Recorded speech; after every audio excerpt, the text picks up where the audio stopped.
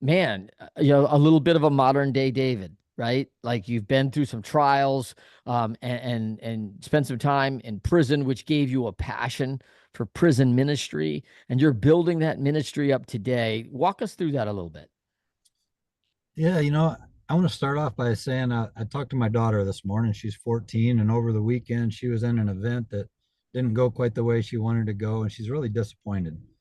And and it's almost what I told her. And again, you're 14, maybe you don't want to hear this, but it's those disappointments and those setbacks that can really define you because it's how you handle the disappointment or the setback that truly is going to help you get to where you're going to go because we all face them.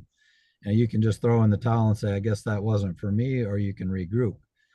Um, you mentioned David. Here's a guy that slays Goliath and has all these things, and then one day he Hero. just chooses the wrong course and gets way off track.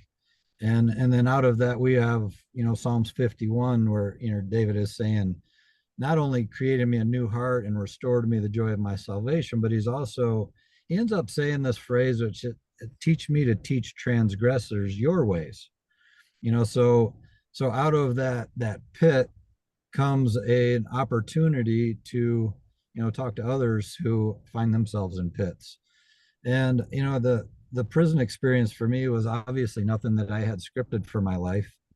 But once you find yourself there, it's like, okay, how do I can I lead a winning team even in here? Can I be an influence in here?